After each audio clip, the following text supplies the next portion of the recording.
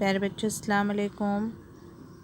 बच्चों आपकी मराठी की किताब से पाठ क्रमांक 5 मी गाय बोलते हे पाठ आपलं वाचून झालेलं आहे ना। आणि आपण दीक्षा ॲपवरून या पाठावर एक व्हिडिओही पाहिला आहे। आता या पाठाचे मुलांनो पाठीमागे बघा, पेज नंबर 7वर तुमच्यासाठी आहे स्वाध्याय। स्वाध्याय यानी मश्क बच्चों, स्वाध्याय यानी मश्क। तर प्रश्न यामध्ये पहिला प्रश्न तुमच्यासाठी आहे, शब्द क्रमाने वाचा, है ना। क्रमाने यानी क्या, तरतीब से लफ्ज़ों को पढ़ो। काय लिहिलं आहे, पहिला शब्द आहे दूध। दुधाने काय तयार होते, दही। दुधापासून दही तयार होते। दहीपासून ताक, ताकापासून लोणी आणि लोणीपासून तूप। इस तरह तरतीब से दूध से चीज़ें तैयार होती है। दही, दही से छाछ, छाछ से मस्का निकलता है, मस्के से क्या बनता है बच्चों, तूप यानी घी। प्रश्न क्रमांक 2, खालील प्रश्नांची उत्तरे सांगा। बघा मुलांनो, दुधापासून काय काय बनवता येते। आम्ही पाठ वाचलेला आहे ना मुलांनो, व्हिडिओ पण पाहिला आहे। आम्ही बघितलं की दुधापासून काय काय बनवता येते। तर दुधापासून खूप काही पदार्थ बनवता येतात। मग याचं उत्तर तुम्हाला लिहायचंही आहे।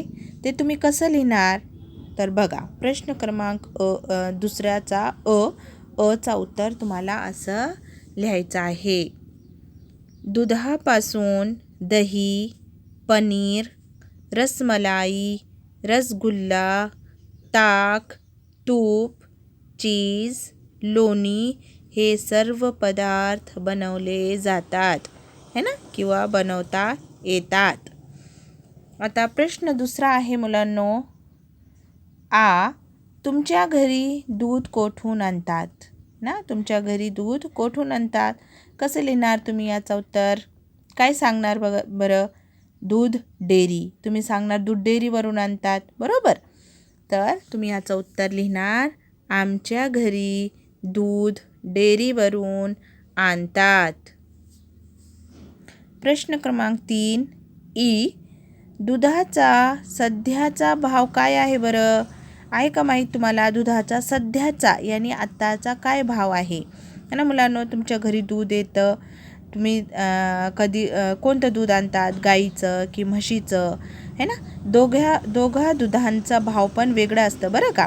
म्हशीचं दुधाचा दुकानदार आपल्याला थोडा जास्त भाव सांगतो, किंवा म्हशीचं दूध जास्त घट्ट असतं आणि गाईचं दूध थोडं पातळ असतं। पण गाईचं दूध आमच्या शरीरासाठी खूप पोषक असतं, चांगलं असतं।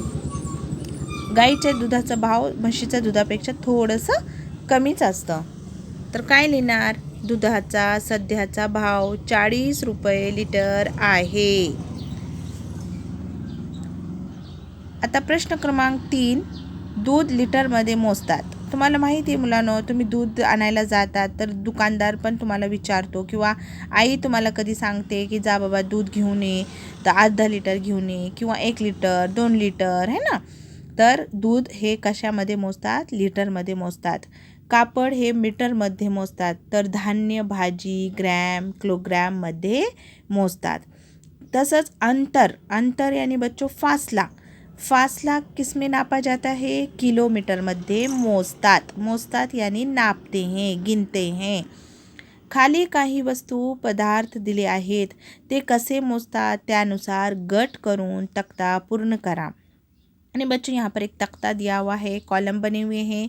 एक में लिखा है लीटर, दुसऱ्या रकान्यात आहे ग्राम, किलोग्रॅम, मीटर आणि किलोमीटर। आणि इथे बघा लिहिलं आहे भेंडी, गवार, टॉवेल, जवस, बाजरी, मिरची, कापड, साडी, पेरू, कारली, गोडतेल, तूप, लाडू, पेट्रोल, रॉकेल, डिझेल, पाणी, साखर, गहू, 2 ठिकाणामधील अंतर। तर तुम्हाला काय करायचं आहे, यामध्ये कोणते वस्तू आहेत जे लिटरमध्ये मोजले जातात। जसं मी इथं लिहून दाखवलं बघा, पेट्रोल आहे, रॉकेल आहे, किंवा पाणी आहे। पाणी पण कशामध्ये मोजणार, लिटरमध्ये। कारण पाण्याची बाटली आम्ही दुकानातून खरेदी करतो बघा, तर 1 लिटरची बाटली 10 रुपयाला 1 लिटरची आम्ही बिस्लरीची बॉटल वगैरे घेतो, है ना। त्या बॉटलमध्ये पाणी लिटरमध्येच मोजून भरलेलं असतं किंवा ती बॉटल 1 लिटरची असते, त्यामध्ये 1 लिटर पाणी बसतं, बरोबर. छोटी बॉटल घेतली ती अर्धा लिटरची असते. तर हे सगळे पेट्रोल, रॉकेल, डिझेल किंवा पाणी हे आम्ही कशामध्ये लिहिणार? लिटरच्या रकान्यात लिहिणार. आता आम्ही बाजारातून भेंडी, गवार आणतो है ना, किंवा बाजरी आणतो, मिरची आणतो, पेरू आणतो, फळ. तर हे कशामध्ये आणणार आम्ही? किलोग्रॅममध्ये. भेंडी, गवार, अजून यामधले जे राहिले आहेत शब्द ते तुम्ही किलोग्रॅममध्ये, ग्रॅममध्ये लिहिणार. नंतर मीटर. आता आम्ही कापड खरेदी करायला जातो तर आम्हाला कापड 1 मीटर हवा आहे, 2 मीटर हवा आहे ना, 5 मीटरची साडी असते वगैरे. हे सगळे कापड जे असतात ते कशामध्ये मोजतात? मीटरमध्ये. म्हणून टावेल, कपडे, साडी हे तुम्ही कुठे लिहिणार? मीटरच्या रकान्यात. नंतर किलोमीटर. मैं सांग किलोमीटर अंतर यानी फासला बच्चों, यानी अगर हमारे स्कूल से आपके घर का फासला नापना हो तो उसको हम किस में नापेंगे? किलोमीटर में है। क्या आपका घर स्कूल से 1 किलोमीटर दूर है कि 2 किलोमीटर दूर है कि आधा किलोमीटर दूर है ना? तो किलोमीटर में फासला नापा जाता है, अंतर।